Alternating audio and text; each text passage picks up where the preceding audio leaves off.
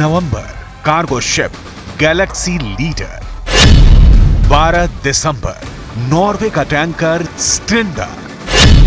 13 दिसंबर बाब अल मंदेब स्ट्रेट में मिसाइलों से हमला।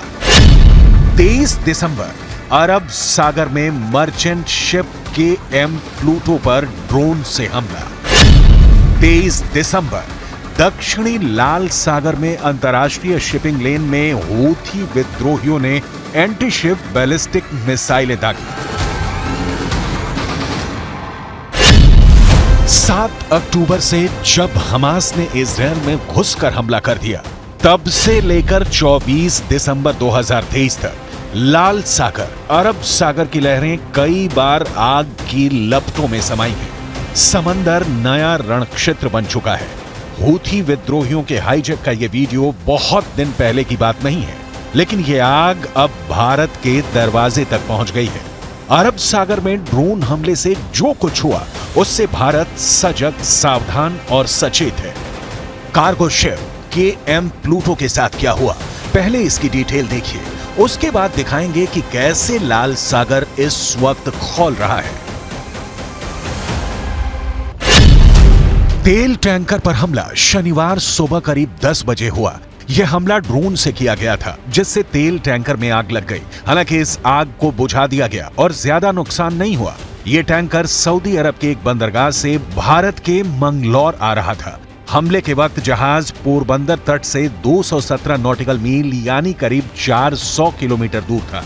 यह इलाका भारत के एक्सक्लूसिव इकोनॉमिक जोन से बाहर पड़ता है। टैंकर पर सवार चालक दल के सभी सदस्य सुरक्षित हैं। तेल टैंकर पर कुल 21 क्रू मेंबर हैं, जिनमें 20 भारतीय हैं और एक वियतनाम का नागरिक है। हमले की सूचना मिलते ही भारतीय नौसेना ने तुरंत प्रतिक्रिया दी और एक एयरक्राफ्ट टैंकर की सुरक्षा के लिए रवाना किया। साथ ही भारतीय तटरक्षक बलों के जहाज ICGS को भी टैंकर की सुरक्षा के लिए रवाना किया गया। यहां से रवाना हुआ तेल टैंकर यानी सऊदी अरब के बंदरगाह से, इसके बगल में तुर्की है, यहां से सीधे नीचे आते हुए लाल सागर में, इसके बाद हिंद महासागर और जहाज को पहुंचना है भारत के पीपावाव पोर्ट पर। लेकिन भारत पहुंचता उससे पहले तेल टैंकर पर ड्रोन अटैक हो गया। इस हमले को लेकर कहा गया कि लाइबेरिया के झंडे के साथ तैर रहे तेल टैंकर पर हमला यमन के हूथी विद्रोहियों ने किया है। लेकिन अब उससे भी बड़ी और चौंकाने वाली रिपोर्ट आ रही है कि यह हमला यमन से नहीं, ईरान से हुआ है। अमेरिका के रक्षा मंत्रालय पेंटागन ने दावा किया है ये ड्रोन हमला ईरान से किया गया था। लाल सागर में कमर्शियल जहाजों के खिलाफ अभियान की योजना बनाने में ईरान गहराई से शामिल था। खुफिया जानकारी के मुताबिक हूती विद्रोहियों को ईरान की ओर से ट्रैकिंग सिस्टम दिया गया है, जो उन्हें समुद्री क्षेत्र में जहाजों को ट्रैक करने की इजाजत देता है। एड्रियन वॉस्टन, अमेरिका। ईरान ने अमेरिका के आरोपों का खंडन किया है। ईरान के deputy foreign minister Ali Bagheri ने कहा, हूथी विद्रोहियों के पास अपने खुद के हथियार हैं, वो खुद अपने फैसले लेते हैं, इसमें हमारा कोई रोल नहीं है। हूथी विद्रोही लाल सागर और आसपास के इलाकों में अक्सर जहाजों पर हमले करते हैं। ऐसे में शक जताया जा रहा है कि जहाज पर हमला उन्होंने ही किया। लेकिन क्या ईरान इस हमले के पीछे है? ईरान यमन के हूथी विद्रोहियों को हर संभव मदद करता है, पैसा, हथियार, प्रशिक्षण, सब कुछ। यमन के हूथी विद्रोही शिया मुसलमान हैं और ईरान भी, इसलिए ईरान हूथियों से अपना स्ट्रॉन्ग कनेक्शन मानता है। लेकिन हूथियों के लाल सागर में हमले के पीछे ईरान का कितना हाथ है, ये समझना बहुत जरूरी है, क्योंकि पिछले 4 हफ्तों में हूथियों ने लाल सागर और उसके आसपास 100 से ज्यादा हमले किए हैं। ईरान की मदद के बिना हूथी विद्रोहियों का दुनिया में क्या खुद यमन में टिके रहना मुश्किल है, ये एक तथ्य है। और हूथी विद्रोही अगर अमेरिकी युद्धपोत के लाल सागर में तैनाती के बावजूद हमले कर रहे हैं, तो ये एक सोची समझी रणनीति का हिस्सा है।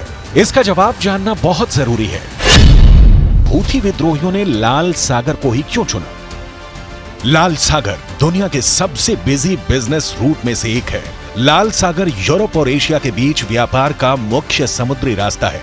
इससे स्वेज नहर के रास्ते होने वाले कारोबार पर भी खतरा पैदा हो गया है। 193 किलोमीटर लंबी है स्वेज नहर। दुनिया का 12% कारोबार इसी रूट से होता है। दुनिया का 30% कंटेनर मूवमेंट इसी रास्ते से होता है। हर वर्ष करीब 10 अरब डॉलर से अधिक की कीमत के सामान का एक्सपोर्ट इंपोर्ट इसी रास्ते से होता है।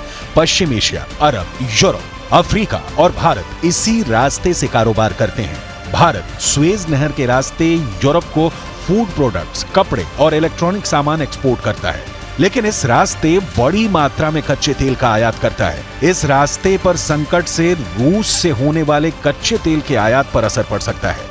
ताजा आंकड़ों के मुताबिक नवंबर में भारत का रूस से कच्चे तेल का आयात 9% बढ़कर 17.3 लाख बैरल प्रतिदिन पहुंच गया है।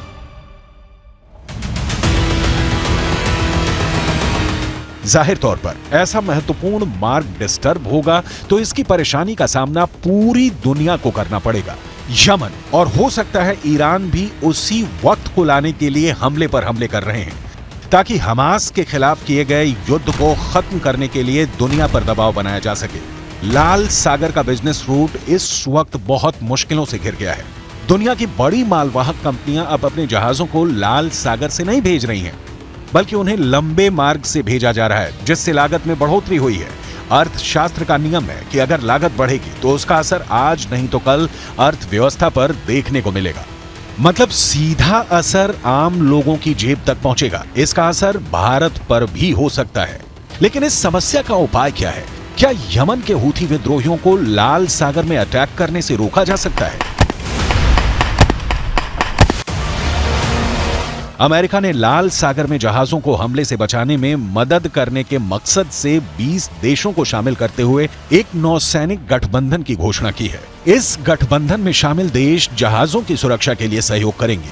कोई भी ऑपरेशन मौजूदा नौसैनिक समझौतों के हिस्से के तहत होंगे। इजरायल युद्ध का साइड इफेक्ट देखने लगा है, क्योंकि लाल सागर में सिर्फ इजरायली शिप को निशाना नहीं बनाया जा रहा है, जैसा कि हूथी दावा कर रहे हैं, बल्कि 35 विभिन्न देशों के कार्गो वेसल और तेल टैंकरों को निशाना बनाया गया है। लाल सागर का यह रूट अब समंदर के लुटेरों का आशियाना बन गया है।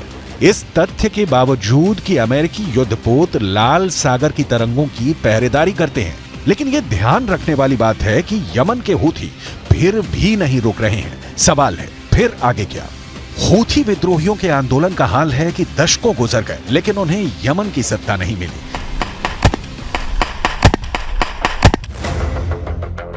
यमन गृह युद्ध की आग में जल रहा है, लेकिन ये हूथी विद्रोही इजरायल के खिलाफ बहुत एक्टिव हैं। लाल सागर में हूथी और किस मकसद से उतरे हैं, इसकी डिटेल देखने से पहले हूथी विद्रोहियों को विस्तार में समझते हैं। हूथी संगठन 1990 के दशक में हुसैन बदरुद्दीन अल हूथी ने स्थापित किया था, जिसका ताल्लुक यमन के शिया बहुल समुदाय से था। हूथी संगठन का एक ही नारा है, अल्लाह महान है। अमेरिका और इजरायल की मौत, यहूदियों को श्राप और इस्लाम की विजय। साल 2004 में यमन सैनिकों ने हुसैन को मार डाला, जिसके बाद उसके भाई अब्दुल मलिक ने संगठन की बागडोर संभाली है। हूथी विद्रोही खुद को ईरान से जुड़े समूहों के प्रतिरोध की धुरी का हिस्सा बताते हैं।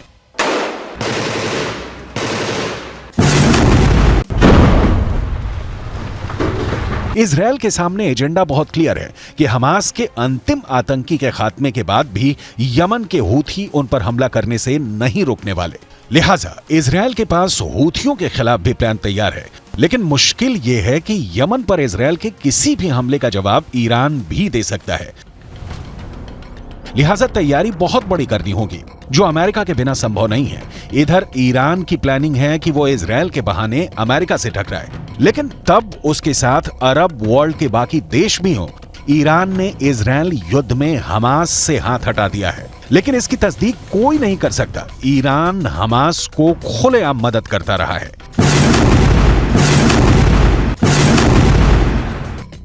लाल सागर में यमन के हमले के खिलाफ अमेरिका, फ्रांस, जापान समेत दूसरे यूरोपीय देशों की एंट्री ने तीसरे विश्व युद्ध का खतरा बढ़ा दिया है। अमेरिका ने लाल सागर में आतंकी हमलों का जवाब देने के लिए सख्त रुख अख्तियार कर लिया है।